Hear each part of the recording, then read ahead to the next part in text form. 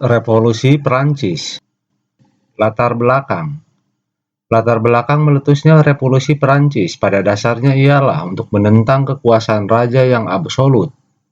Pembentukan kekuasaan absolut di Perancis dipelopori oleh Perdana Menteri Kardinal Richelieu pada tahun 1642 sampai 1643. Kekuasaan absolut di Perancis berlanjut pada masa Perdana Menteri Jules Kardinal Mazarin dan pada masa pemerintahan Raja Louis XII. Kekuasaan absolutisme di Perancis mencapai puncaknya pada masa pemerintahan Raja Louis ke-14. Ciri-ciri pemerintahan Raja Louis ke-14 adalah sebagai berikut. 1. Memerintah tanpa undang-undang.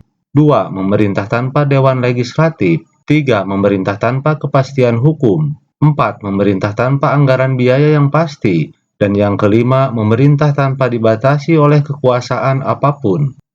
Raja Louis ke-14 terkenal dengan ucapannya, "L'État c'est moi," atau negara adalah saya.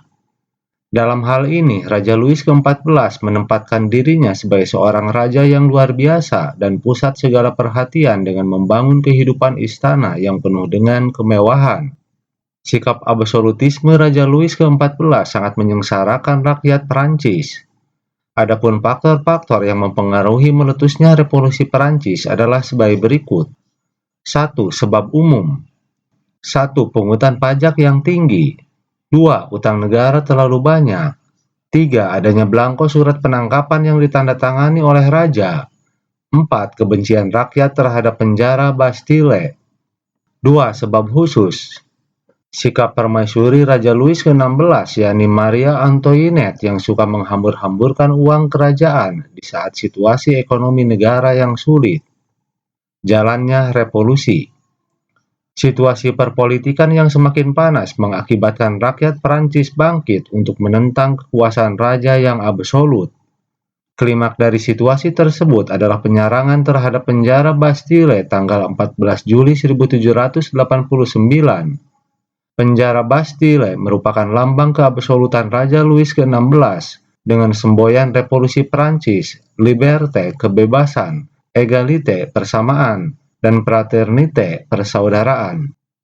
Akhirnya, rakyat Perancis berhasil menguasai penjara Bastille. Dengan keberhasilan ini, seluruh pemerintahan dipegang oleh pemerintah revolusi. Tindakan yang dilakukan oleh pemerintah revolusi antara lain sebagai berikut.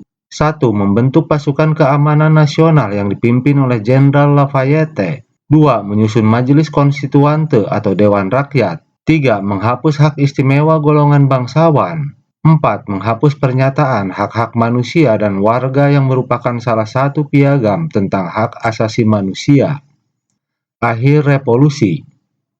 Pemerintah revolusi akhirnya berhasil membentuk konstitusi Prancis pada tahun 1791.